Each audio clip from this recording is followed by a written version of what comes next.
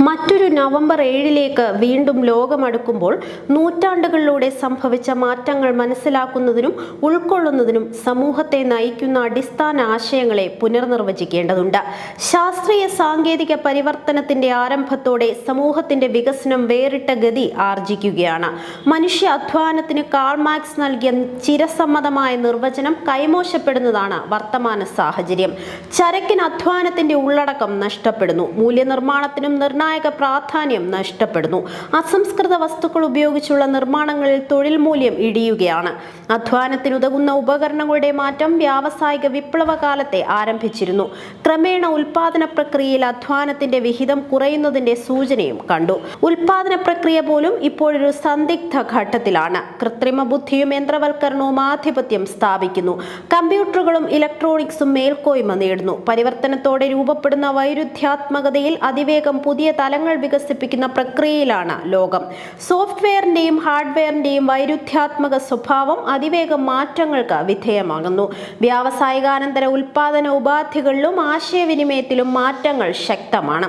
കമ്പ്യൂട്ടറും മാറിക്കൊണ്ടിരിക്കുന്നു. അത് സകലയിടങ്ങളിലും ഇഴുകിച്ചേരുന്നു. അത് സമൂഹത്തെയും മനുഷ്യരെയും അവരുടെ ബോധത്തെയും സ്വാധീനിച്ചുകൊണ്ടേയിരിക്കുന്നു. അതിന്റെ വേഗത മനുഷ്യനിൽ ആഴത്തിൽ സ്വാധീനം ചെലുത്തുന്നു. സ്വതന്ത്രമായ ഒരു അസ്തിത്വത്തിലേക്കാണ് കമ്പ്യൂട്ടറുകളുടെയും യന്ത്രമനുഷ്യരുടെയും നീക്കം. അങ്ങനെ സമൂഹം ചരിത്രത്തിൽ മറ്റൊരു പ്രധാന വഴിത്തിരിവിലേക്ക് പരിണമിച്ചുകൊണ്ടിരിക്കുകയാണ്. ജീവിതത്തിന്റെ ആവശ്യകതയായി മാറിയ കമ്പ്യൂട്ടർ തന്നെ കാലഹരണപ്പെട്ടു. ആദ്യം വേണ്ടാതായത് കീബോർഡായിരുന്നു. മാറ്റത്തിന്റെ ഉദാഹരണങ്ങളായി അതിവേഗം രൂപാന്തരപ്പെടുന്ന മൊബൈലുകൾ, ടാബ്ലറ്റുകൾ, ഐപാഡുകൾ എന്നിങ്ങനെ യന്ത്രത്തിൽ നിന്ന് യന്ത്രമില്ലായ്മയിലേക്കുള്ള മാറ്റം നേരിട്ടറിയാനാകുന്നു. വാസ്തവത്തിൽ എല്ലാ ഹാർഡ്വെയറുകളും സോഫ്റ്റ്വെയർ ആക്കി മാറ്റാൻ കഴിയും. ഒരു കമ്പ്യൂട്ടർ പോലെ പ്രവർത്തിക്കുന്ന സോഫ്റ്റ്വെയർ ബയോ ഇലക്ട്രോണിക് സിസ്റ്റമായി മനുഷ്യ ശരീരം മാറുന്ന ഒരു ഘട്ടം വന്നേക്കാം. ഇത് വിവരരീതിയുടെ ആവിർഭാവത്തിന്റെ സൂചനയാണ്.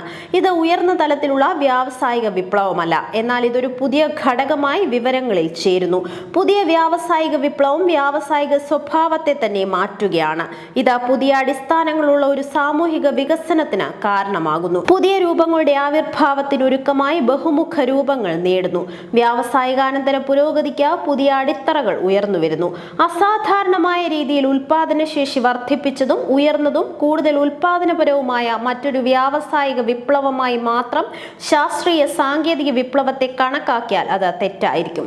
ശാസ്ത്രീയ സാങ്കേതിക വിപ്ലവത്തിന്റെ അടിസ്ഥാന വശം ആശയവിനിമയം ഇലക്ട്രോണിക് രീതിയിൽ കൈകാര്യം ചെയ്യപ്പെടുമ്പോൾ ആശയവും കാര്യവും തലച്ചോറും യന്ത്രവും തമ്മിലുള്ള ബന്ധത്തെ അത് മാറ്റുന്നു. ലോകം വിഭജിത സമൂഹത്തിലാണ് ജീവിച്ചിരുന്നത്. മനുഷ്യബന്ധങ്ങൾ അവയുടെ എല്ലാ അടുപ്പങ്ങളിലും എന്നാൽ പ്രതികൂലവുമായ വശങ്ങളോടെ സൂക്ഷ്മമായ മാറ്റങ്ങളിലൂടെ കടന്നുപോകുന്നു. ഉൽപാദന സ്വഭാവത്തിലെ മാറ്റങ്ങളോടെ വർഗങ്ങൾക്ക് ക്രമേണ അവയുടെ അടിസ്ഥാന സ്വഭാവം നഷ്ടപ്പെടുന്നു. ഇത് മുഴുവൻ തൊഴിൽ പ്രക്രിയയെയും സ്വാധീനിക്കുന്നു. പുതിയ സംഭവ വികാസങ്ങൾ തൊഴിലാളിയെ ആവർത്തിച്ചുള്ളതും യാന്ത്രികവുമായ അധ്വാനത്തിൽ നിന്ന് മോചിപ്പിക്കുന്നുവെന്നത് ശരിയാണ്. പക്ഷേ തൊഴിലാളി സ്വന്തം പങ്ക് പുനർനിർവചിക്കേണ്ടതുണ്ട്. മാറ്റത്തിനനുസൃതമായി പ്രവർത്തിക്കുകയല്ലാതെ മാർഗവുമില്ല. ചുരുക്കത്തിൽ ഉൽപാദന പ്രക്രിയയിൽ അധ്വാനത്തിന് അതിന്റെ പ്രധാന ഇടം നഷ്ടപ്പെടുക എന്ന ആശയം ഷിഫ്റ്റുകളുടെ പ്രളയവാതിൽ നിർമ്മിക്കുന്നു. അധ്വാനത്തിന്റെ അന്തസ് ഇനി ഒരു തൊഴിലാളിയെയും അഭിമാനിയാക്കുന്നില്ല. ഉൽപാദന പ്രക്രിയയിലെ മാറ്റത്തിലൂടെ തൊഴിലാളിയെ കഠിനമായ അധ്വാനത്തിൽ നിന്ന് മോചിപ്പിക്കുന്നത് പുതിയ തൊഴിൽ രീതിയുടെ ഭാഗമാണ്. വർഗശത്രുവിനെതിരായ അന്തിമ ആക്രമണത്തിന് നേതൃത്വം നൽകാൻ തൊഴിലാളി വർഗം മുൻപ് ഏറ്റെടുത്തിരുന്ന ഇടങ്ങളും പ്രാധാന്യവും നഷ്ടപ്പെടുന്നു. ഈ മാറ്റങ്ങളെല്ലാം വളരെ വേഗത്തിൽ സംഭവിക്കുന്നു. വിവിധ മൂല്യങ്ങളിലും വിശദാംശങ്ങളിലുമുള്ള പരിവർത്തനവും അടിസ്ഥാന ഉൽപാദന പ്രക്രിയയും സമൂഹത്തിന്റെ ബോധത്തെയും ജീവിതശൈലിയെയും സ്വാധീനിക്കുന്നു. ശാസ്ത്രവും സാങ്കേതിക വിദ്യയും അതിവേഗത്തിൽ വികസിക്കുമ്പോൾ സമൂഹവും അതിന്റെ വ്യവസ്ഥയും സംവിധാനങ്ങളും വളരെ സാവധാനത്തിലാണ്.